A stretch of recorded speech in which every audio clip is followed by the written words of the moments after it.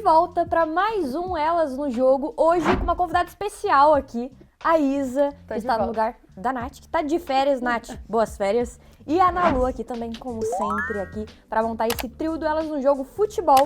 E a gente vai começar falando de quê?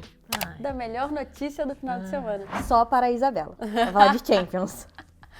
Falaremos de Champions League. Barcelona foi campeão, foi bicampeão seguido e tricampeão da Champions League feminina no último final de semana, vencendo o Lyon por 2-0. Eu não botei fé no Barcelona, já vou logo começar aqui, porque eu não botei fé. O Barcelona nunca tinha ganhado do Lyon. Acabou a maldição, cara, acabou a maldição, o fantasma foi embora, cara, e foi lindo, 2-0.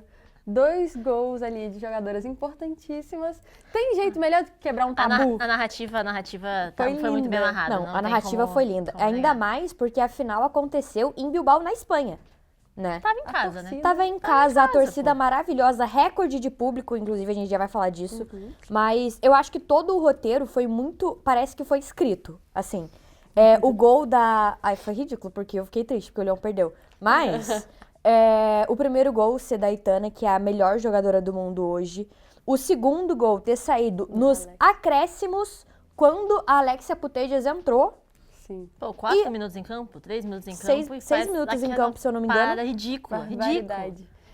Eu acho que isso E um mostra golaço. muito o protagonismo, assim, né? Das duas jogadoras que, de fato, estão dominando essa nova era, assim, do Barcelona, da importância do futebol feminino, de tudo que vem crescendo, né? Nos últimos anos. Acho que, de fato, a narrativa fortaleceu muito a campanha do Barcelona por ter sido as duas jogadoras, duas melhores do mundo. Provavelmente a Aitana agora vai igualar a Alexia e ter 2 bolas de ouro, porque foi uma temporada histórica, isso daqui também a gente deve falar disso, mas não tem como, porque ela foi protagonista numa Copa do Mundo, foi protagonista numa Champions, o Barcelona varreu todos os campeonatos que disputou nessa temporada, então 4 torneios, 4 títulos, isso é muito absurdo. Eu acho que amarra aquilo que a gente falou no último programa, que era justamente em 2022, a situação era um Barcelona melhor, peça a peça, do que o Lyon, mas o Lyon que ainda tem um peso muito grande, mas que soube aproveitar esse peso da camisa para ser campeão. Desse caso, nessa vez não foi o que aconteceu, o Barcelona, como a gente conversou antes, soube administrar ali o momento, fez bom uso das peças que tinha, aproveitou a atmosfera e aí acabou dando a lógica, infelizmente. O Barcelona, pra mim, é outro time, quando a gente pega o Barcelona da última final que disputou com o Lyon e a final agora da temporada 23 e 24. Não porque... todas as peças mudaram. Não é disso que eu tô falando. Eu tô falando de postura. A postura dentro de campo... É completamente diferente. Eu sinto que é outro Barcelona. A camisa agora tá muito mais pesada, digamos assim. E querendo ou não, acho que era o momento, né, disso acontecer. De novo, uma final de Champions, com todo o roteiro escrito, de ser na Espanha, a torcida apoiando do início ao fim. Foi uma temporada onde o Barcelona não estava jogando no Camp Nou, e aí teve que levar para Montjuïc, e alguns jogos estavam acontecendo ali, e outros, né, no Cruyff e tal. Então, tipo assim... Tinha muitos pontos que unia a torcida e o clube, e eu acho que as jogadoras souberam como trazer isso para dentro de campo. Então, a representatividade que elas estavam tendo, entender o futebol feminino de fato como uma potência ali dentro do clube. A gente vê jogadoras de fato sendo protagonistas em vendas de camisa, em campanhas, até mesmo lutando contra vários problemas que a gente sabe que tem na nossa sociedade. E elas levaram, acho que, tudo isso para dentro de campo, porque desde que elas voltaram da Copa também, eu acho que trouxe algo a mais, sabe? Acho que o ano passado foi muito importante para várias delas, e esse ano, como a gente estava falando no outro, né? A Alexia, por exemplo, era uma melhor jogadora do mundo que estava no banco do Barcelona. Entra, faz um gol histórico, tira a camisa, comemora daquele jeito. Então, acho que era o momento para essa virada de chave acontecer, porque o Barcelona já tinha perdido demais para o Lyon, era uma sombra, a camisa do Lyon pesava muito mais, né? São muitos títulos de Champions, são jogadoras históricas por lá também. A gente viu a Renard também no jogo muito forte, mas não bastou para parar o Barcelona, que estava com aquele apoio todo da torcida e com essa vontade de fazer diferente. Um dado muito legal, só que você falou aí das camisas, a Aitana e a Alexia são as atletas que mais vendem camisa. Entre homens e mulheres, são a 4ª e 5ª atleta que mais vendem camisa. Perdem pro Lewandowski, pro Pedro e pro Gavi, só. Então, isso é um dado muito incrível. Bora falar também um pouquinho de como foi esse jogo, né? Porque foi um jogo que o Barcelona dominou muito. O Barcelona chegou pra dominar o jogo mesmo, veio propondo, né? Como dizem, propondo o jogo. E o Lyon foi muito reativo. Pressionou bastante, principalmente a saída de bola do Barcelona. No começo deu certo, depois não. Depois nada que o Lyon tentou deu muito certo. Vamos falar a verdade. Porque o Barcelona cresceu muito no jogo, principalmente no segundo tempo, que inclusive aconteceram os gols. Quero que vocês comentem um pouco do que vocês acharam da partida. O Lyon claramente abaixo quando a gente coloca para ali com o Barcelona. Eu acho que o que eu tiro muito desse jogo é que o Lyon deixa passar algumas oportunidades que não deveria deixar passar. É erro bobo de finalização, é a bola que falta um pouco pra chegar, passa um pouco de onde deveria estar. E eu acho que aquela imagem da bola que a Paredes tá na trave, tá a Paredes com a cabeça, era a Renard chegando ali pro chute. Exatamente. Tipo, aquela imagem é uma das imagens do jogo também. Né? O Lyon não sabendo aproveitar as oportunidades e o Barcelona sabendo aproveitar os erros do Lyon pra se consagrar campeão. E eu acho que um ponto também que vale destacar é como o Barcelona joga bem sem bola também, né? Como todas as peças, elas trabalham de maneira harmoniosa pra fazer com que a marcação vá pra onde elas querem e abra os espaços que elas precisam. Então, enfim, é um time que funciona demais. E eu acho que assim, quando a gente vai olhar tanto pro ataque quanto defesa, o meio, sempre tem jogadoras muito importantes. Então, a gente via ali na frente a Aitana muito presente e sendo muito decisiva. Então, tipo, ela é muito inteligente. O passe de bola, é a inteligência de pensar o jogo antes, né, de fazer o passe, de olhar, analisar a jogada.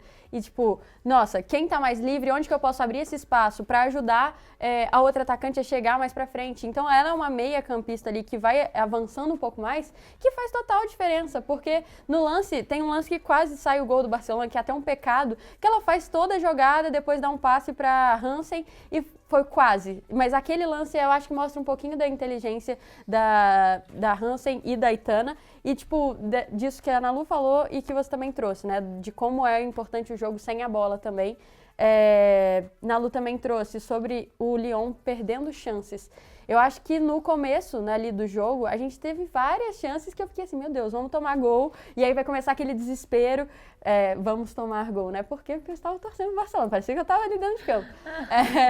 Mas é porque, de fato, parecia que ia tomar um gol e ia começar todo aquele pesadelo de perder pro Lyon e de começar o desespero, o que a gente vai fazer, precisamos ir atrás do resultado. Mas não, foi um jogo que... no começo se estudaram muito, o Lyon foi aproveitando os contra-ataques, o Barcelona ainda meio apavorado na linha de frente, acho que até com a Hansen, mas depois o Barcelona se encontrou dentro de campo e aí propunha mais o jogo. A gente viu a Lucy Bronze fazendo uma partida absurda. O que aquela mulher jogou na lateral? Essa mulher é muito sólida. Eu acho que a palavra pra definir a Lucy pra mim é solidez. Ela é muito inteligente, tem uma visão de jogo que, assim, pra mim eu acho que talvez seja uma das melhores. A gente falou dela no último programa e era isso, né? Ela não está no seu ápice, ela não está no seu melhor momento e ainda assim ela é ridícula de foda e de absoluta na posição dela. É isso. Então... E não só ela, a Paredes também, como a gente falou, o gol que ali ia entrar, aquela bola ia entrar, poderia ter mudado completamente o jogo, porque foi logo no início, mas não, sabe, tava ali presente, foi muito importante para esse Barcelona, e é uma jogadora que também faz parte de toda essa construção, né, o quanto de título aquela mulher já levantou com a camisa do Barcelona, sendo importante em momentos difíceis para o time, puxando esse negócio do protagonismo também, né, que a gente falava, como que o Barcelona vai conseguir impor o ritmo e vai conseguir fazer aquilo que faz com outros adversários, mas que não conseguia contra o Lyon. Então, tipo, nesse jogo não teve isso. E aí eu acho que vale destacar a estrela também, né, de Renard, Batia e Diani, que apesar de não terem conseguido serem tão efetivas assim, eu acho que foram os grandes destaques, assim, do Lyon. Claro, Endler também, apesar de ter sofrido os gols, é uma baita goleira, no Mina a gente falou sobre isso. Mas a Renard sempre, né, ela sempre estava ali, graças a Deus não entrou a bola. E o Barcelona... O Barcelona, pra mim, deu sorte, porque não tava marcando em bola parada. Exato. Sempre que tinha uma bola parada ali dentro da área, o Barcelona não conseguia fazer a marcação corretamente. Sim. Né? Precisa anular grandes cabeceadores, enfim. A A Renard é uma das grandes cabeceadoras, nós brasileiros sabemos muito bem disso. Infelizmente.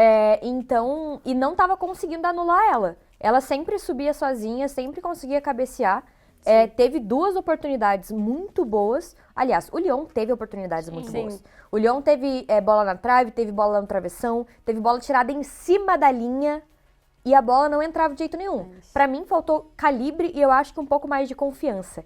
Eu senti, pode ser impressão, mas eu senti o Lyon inseguro na partida contra o Barcelona. Perdeu gols que não costuma perder, por exemplo. Sim. Não, mas eu acho que você tem total razão, assim. E eu acho que até um destaque que vale trazer, perdão ficar trazendo o Barcelona toda hora, mas é porque eu acho que o Lyon tinha a oportunidade de ter feito os gols justamente porque no gol do Barcelona a gente tinha Catacol que, assim, a gente ainda tava nessa, né? Tipo, será que vai conseguir? Tava voltando de um LCA, fez uma temporada boa, mas que ainda não é uma goleira que tem um nome muito construído, assim. Então, ela eu acho que é um destaque que foi certa surpresa, assim, né? De como ela conseguiu ser segura dentro do jogo. Em alguns momentos, talvez uma saída ou outra que, né, um pouco precipitada, mas ainda assim, muito sólida também e conseguiu fazer o papel dela, que era tirar a bola de qualquer jeito. É a questão que a gente falou algumas vezes, que é o psicológico. O Barcelona teve cabeça e foi o que definiu o jogo. É um time superior, mas que pipocava quando encontrava o Lyon, tipo, a gente sabe disso. E aí acabou tendo o desfecho perfeito pra narrativa, da forma mais bonita que podia ser. E só pra gente não deixar, né, tipo, a Alexia é a jogadora com mais títulos ali no feminino, ela tá com 30 títulos pelo Barcelona, isso é muita coisa, tá com um contrato renovado até 2026. E, querendo ou não, eu acho que foi um ano muito complicado para ela, porque você vinha de momentos, né, antes de 2023 ali, sendo de fato a protagonista do time, levando o nome do Barcelona para fora. E aí depois tem o LCA, tem muita dificuldade de voltar, ela não foi igual outras jogadoras que tiveram o LCA e tiveram um bom retorno. A própria Marta, eu acho que ela conseguiu voltar um pouco mais rápido, e mesmo com a idade, a Alexia sofreu muito com pequenos probleminhas ali. A recuperação dela foi muito demorada. Exato, então muito na complicado. Copa não chega a melhor Alexia, não conseguiu também ajudar tanto a seleção, mas ainda assim entrou em jogos importantes e tudo mais. E no Barcelona ela não vinha, tanto que não está sendo titular. Agora talvez a gente volte a ver ela ali, porque esse gol também é um gol que traz confiança, que traz segurança, né? Você entra, ela entrou para levantar a taça, gente, estava nos acréscimos. Ela entrou para pegar a taça ali e fazer a demonstração. Mas aí, faltando, com 4 minutos, ela entra e faz aquele gol da forma que foi. A comemoração é muito simbólica. Lá no W vai sair um post hoje, então quando vocês estiverem vendo isso já vai estar no ar, sobre comemorações tirando a camisa. A gente sabe o quanto isso importa dentro do futebol feminino também. Eu acho que hoje em dia ela já entendeu o poder que ela tem. A própria Aitana, que tem uma personalidade mais introspectiva, digamos assim, ela não é tanto do alarde, ela é mais na dela. Sabe, as duas ali comemorando juntas, eu acho que essa é a imagem do jogo. Além de torcida, que a gente ainda vai falar do recorde de público, como as duas são importantes. São o time e eu acho que puxa muito da liderança. Então, acho que para encerrar, assim, de Barcelona. Eu queria falar só rapidamente da Alexia, porque a Putellas, assim, eu acho que tem pessoas no mundo que tem estrela e que a estrela delas brilha muito, principalmente nos momentos certos. Eu vejo a Alexia, apesar de torcer pro Real Madrid, assim, falando de futebol internacional, e ela ser do Barcelona, eu acho que é muito inegável a estrela que a Alexia Putellas tem. Parece que ela nasceu para jogar futebol, ela nasceu para ser importante na história do futebol e para revolucionar o futebol para nós mulheres. Ela é impecável, assim, ela entrou e a estrela, como sempre, mais uma vez, brilhou muito. E já falou que não quer se aposentar tão cedo, que renovou só até 2026, mas é o clube da vida dela e que quer jogar até os 36, 37, vamos ver como é que vai estar. Então, assim, isso é muito importante da gente continuar vendo jogadoras como ela. A gente vê que ela é uma personagem que move outras torcidas. Eu conheço gente que torce pro Real Madrid, mas que torce pela Alexia. Então, tipo assim, fiquei feliz que foi ela que fez o gol do título, digamos assim, e que, né, deu a tranquilidade pro time. Isso é muito importante pra gente ver menininhas ali com a camisa, muitos caras também, tipo, com a Alexia e a Aitana na camisa, isso é muito foda. Eu acho que foi um jogo, até vendo pós também, né, com a TNT, que fez uma baita transmissão, a Clara Albuquerque falando um pouco disso. Não foi um jogo onde a gente está acostumado a falar que, ai, nossa, só tem família, só tem não sei o quê. Não, tinha gente de todo tipo assistindo aquele jogo. jogo. A UEFA acertou numa atividade que ela fez do lado de fora, que era para pintar os países de onde você veio para assistir o jogo. E tinha pessoas de todo mundo para estar ali assistindo aquela final de Champions. A gente sabe de gente que saiu do Brasil para assistir esse jogo. Então, quantas outras pessoas também não foram só para ver aquele espetáculo e não tem mais essa desculpa que o futebol feminino atrai só esse tipo de público. Não, cara. Quem torce pro futebol tava ali querendo ver aquele jogão, porque foi um baita jogo, foi uma baita final de Copa do Mundo, de Champions League. E falando justamente disso, além dos destaques, Aitana, Alexa, Renan, enfim, tudo isso, um grande destaque foi justamente a torcida, que foi o maior público da história da Champions League feminina, 50.827 pessoas no estádio San Mamés, em Bilbao, na Espanha, e foi uma festa muito bonita. Claramente, a maioria estava ali pelo Barcelona, muito óbvio, até na transmissão, perto, né? A galera mas estava na Espanha, na Espanha, vai torcer pro Barcelona. Ou não. Se fosse aqui no Brasil, tivesse jogo aqui, a gente não ia estar torcendo pro Brasil, não. Hein? Será? Mas... Libertadores aqui no Brasil, você vai torcer pro seu rival? Depende. Até parece, Isabela. Não, pro meu rival, não. Mas dependendo de quem for ali, dá pra... eu não. Se estiver jogando com 15 de 14 lá da final da Bolívia, tô torcendo. 14. Mas, voltando aqui pro recorde de público, eu acho que é porque o estádio também não comportava mais gente. Fora que libera muitos ingressos e tal, de patrocínio, de time, eu acho que se tivesse mais, se tivesse 60, se tivesse 80, se tivesse talvez até 90, a gente teria lotado o estádio, assim, tipo, de pessoas querendo assistir o jogo.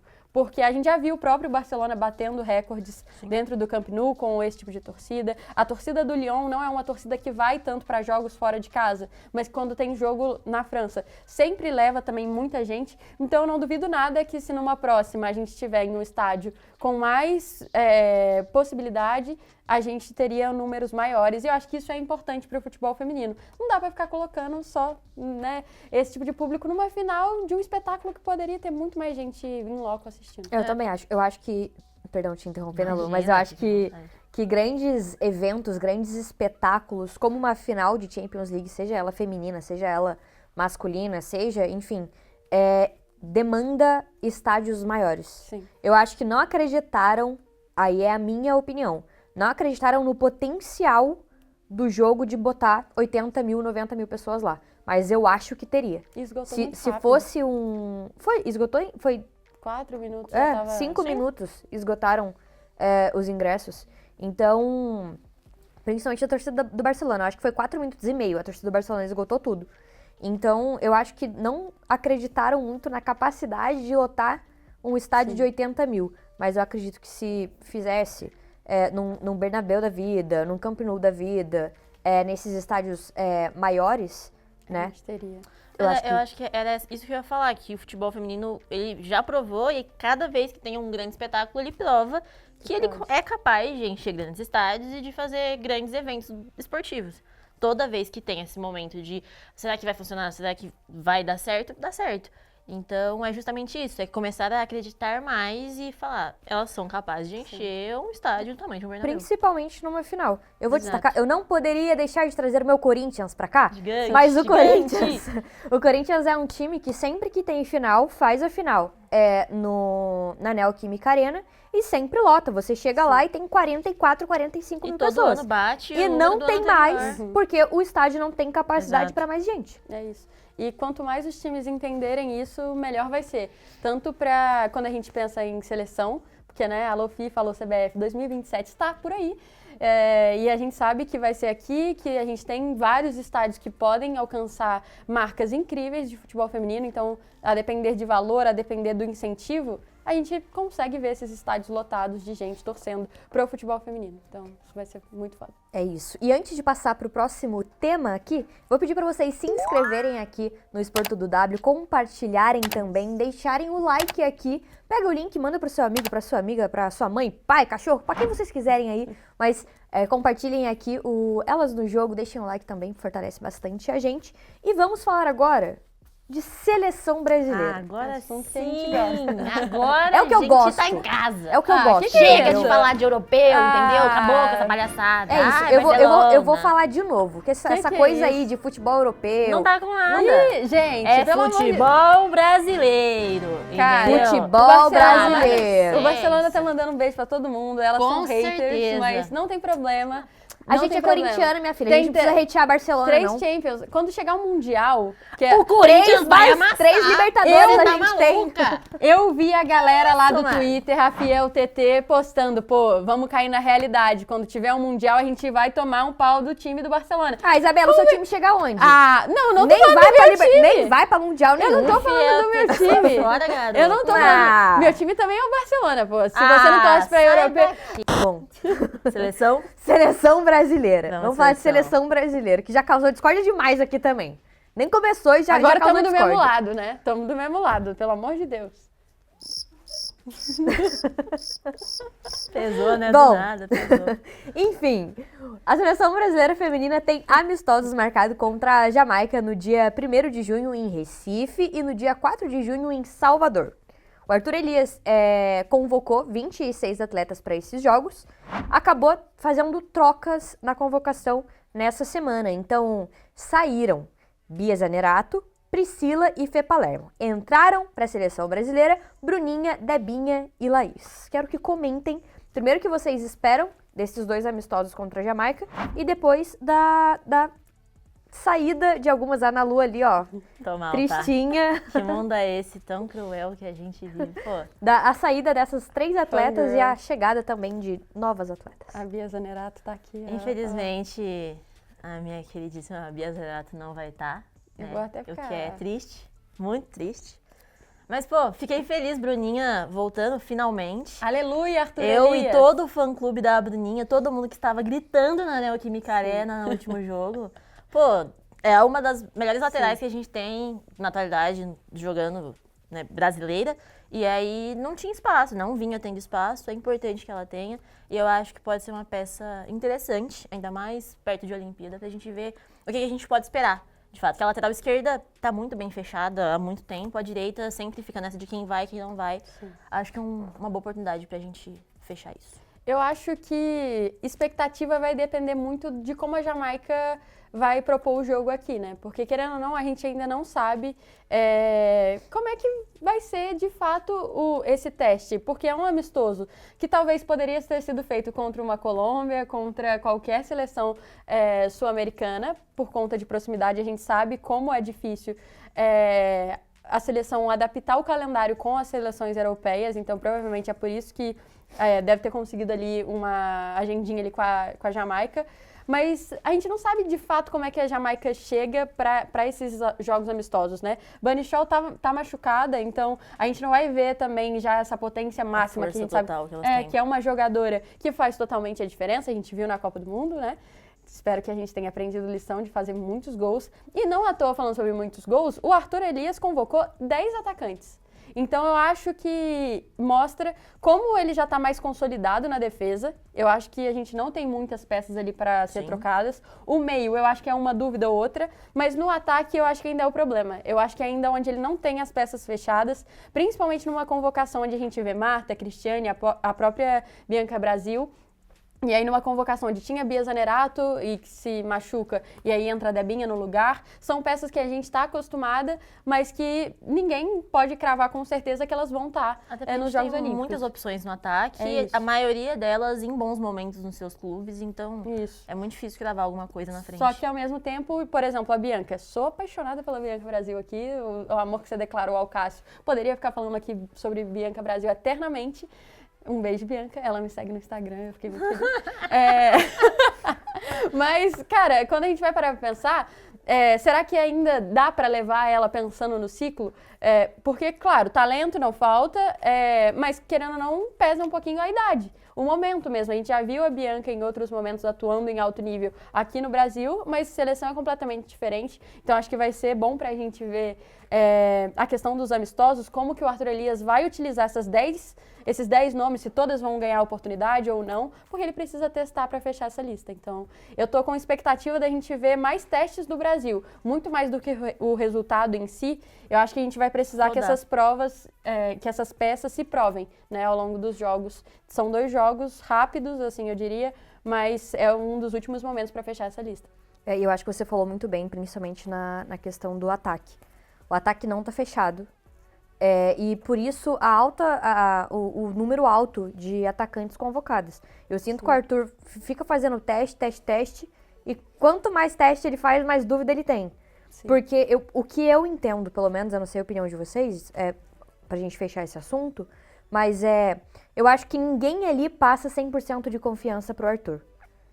São jogadoras que oscilam, então fazem um jogo muito bem, e aí no outro já não estão tão bem. E aí o pé não tá muito calibrado, principalmente quando precisa. Sim. Eu acho que essa inconstância... Lesões também, né? Lesões então, também. A gente viu Caroline, Ari e tal, que são peças que pelo menos na Copa foram de extrema importância. Tinha um quê de tomar a frente, de ser mais principal. De pelo menos são titulares e tal, ninguém mexe. Só que como é que elas estão chegando para esse momento? Faltam 2 meses para as Olimpíadas e a gente tem um grupo muito forte, né? Nigéria, Japão e Espanha.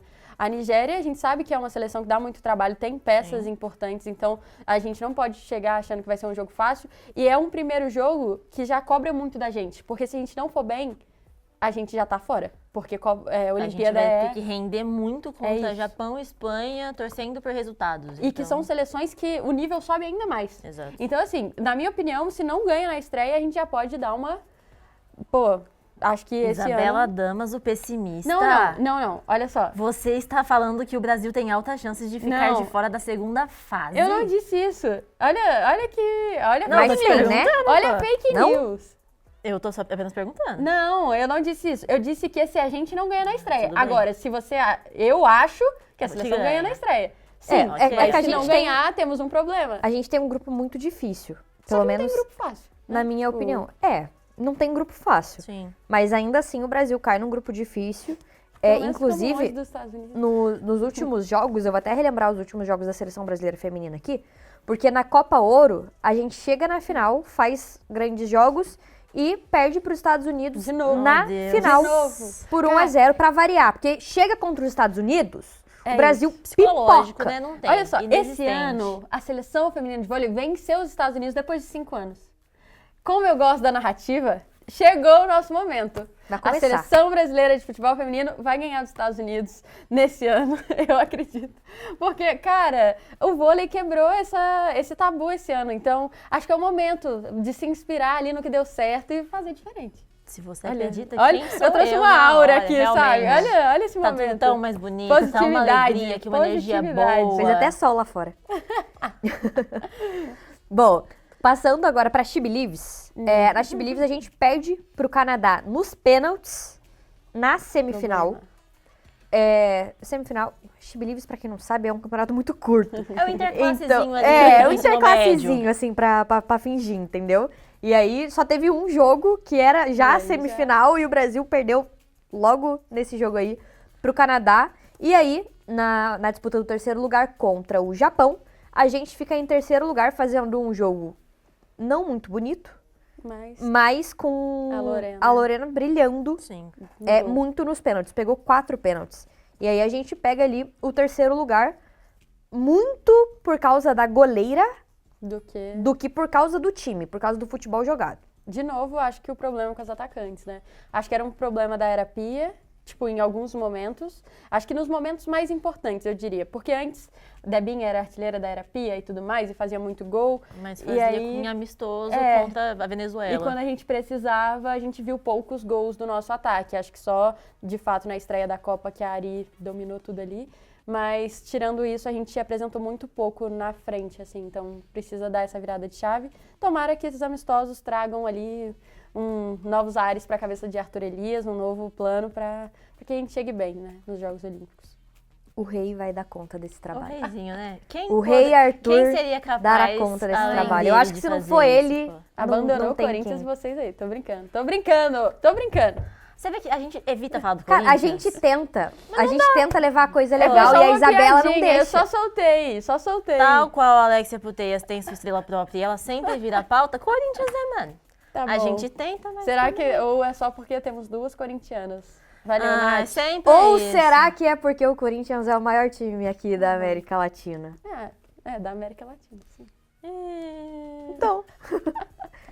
Hein? Vamos lá, seguindo ainda em seleção brasileira, falando de data FIFA, amistoso aí contra a Jamaica, que eu já falei. Eu queria saber de vocês, quem vocês acham, acreditam que vai ser o nome do Brasil nessa data FIFA nos amistosos contra a Jamaica. Lembrando que são 2 amistosos. Então tem 2 jogos pra alguém se destacar. Quem vocês acham que vai ser esse destaque? Isso aí. Bom, coloquei aqui Gabi Nunes porque, de fato, eu acho que a gente precisa de um atacante para chamar o protagonismo para si. E eu acho que a Gabi Nunes já mostrou isso em outros amistosos, em outros momentos. E eu acho que agora chegou o momento dela ser mais... dela ter essa confiança do treinador. Porque eu acho que com a Pia, a gente via claramente que quem tinha essa confiança era a Debinha. E eu acho que a Gabi Nunes vem mostrando que ela pode assumir esse protagonismo na seleção brasileira. Então eu, de fato, acho que nessas escolhas de 10 convocadas ali para o ataque, ela pode ser uma das peças chaves para mostrar que, olha, eu vou assumir esse protagonismo. E então é o que eu espero, é o que eu quero e Gabi Nunes vai brilhar. Na Lu? Eu tinha pensado na Nunes porque eu acho que, de fato, das Para de me atacantes copiar. que a gente tem... Ih, garoto. Deixa eu dar minha opinião, por favor. Deixa eu falar com o meu público por um instante. Vai lá. Eu acho que a Nunes é a atacante mais efetiva que a gente tem, é a que eu gosto mais. Mas eu vou sair do óbvio e vou trazer um destaque que talvez não seja tão destaque assim, mas que eu acho que é uma boa opção, que é a Bruninha. Porque, na minha cabeça, ela é a jogadora que faz mais sentido ali na lateral direita da seleção brasileira. A gente pode tentar improvisar com outras zagueiras ou então trazer outras laterais, mas a que tá no nível mais alto, disparado, é ela. Então eu acho que pode ser interessante ver ela atuando e ver o que ela pode entregar. E até o que a gente estava falando antes de gravar aqui, será que Bruninha seria a nossa nova André Salves naquela época da finalíssima? Porque, tipo, de não convocada para uma lesão, você Então, vai uma é convocada no último minuto e faz a diferença. Eu acho que seria importantíssimo para a gente ter a Bruninha e eu espero que esses 2 amistosos consigam dar para ela ali o que o Arthur ainda Fazer precisa o Arthur confirmar, entrar sabe? no lugar dele, entendeu? Eu poderia falar a Bruninha também, mas eu acho que pra mim a Bruninha vai ser muito mais uma surpresa do que um destaque em si. Mas, aliás, o destaque que eu coloquei também não tem brilhado muito na seleção brasileira, mas eu acho que é a grande oportunidade dela, que é a Yaya. A Yaya foi convocada, pra mim, a Yaya é o futuro do futebol brasileiro feminino. Eu acho ela muito boa e desde sempre, ela no Santos, ela já jogava muita bola. Ela era diferente no Santos. O Santos tinha um time que não era ruim, mas era um time um pouco abaixo e a Yaya sempre se destacava. Ela foi pro Corinthians agora, ainda não é titular absoluta, ela entra de vez em quando, é titular um jogo, no outro fica mais no banco, entra no segundo tempo, mas eu acho que ela é uma menina que... ganhando maturidade, ganhando rodagem, ganhando experiência, ela pode se destacar muito. E eu acho que ela pode ser um dos grandes nomes do Brasil nessa data FIFA. A Yaya é gigante. Eu sou muito... Yaya, sou sua fã, cara. Sou muito sua fã. Ela é gigante. Acho que são 3 nomes fortes, assim. Vamos ver quem vai ali talvez acertar esse palpitezinho, né? Porque... competição Não, de não, novo, não é cara. competição. Eu espero que o Brasil isso? ganhe. É isso. Espero que a gente faça muitos gols. Eu também espero que a gente faça muitos gols. E é isso, meninas. Marcha. Agradeço vocês duas. Isa, que veio aqui pra casar discórdia. Que mas isso? ela é Eu legalzinha. sou só amor, cara. Mas ela é Uma legalzinha. querida demais. Entendeu? só Vem é aqui isso. causa discórdia, mas a gente gosta de você. Então, muito obrigada, Isa. A gente Muito obrigada. até gosta, né? Muito obrigada, Nalu, também pela companhia. junto, sempre. Mais uma vez, antes de encerrar, vou pedir pra vocês se inscreverem aqui no Esportudo W, compartilharem também, deixarem o like aqui pro Elas no Jogo. A gente volta semana que vem de novo. É nóis, tamo junto. Até a próxima.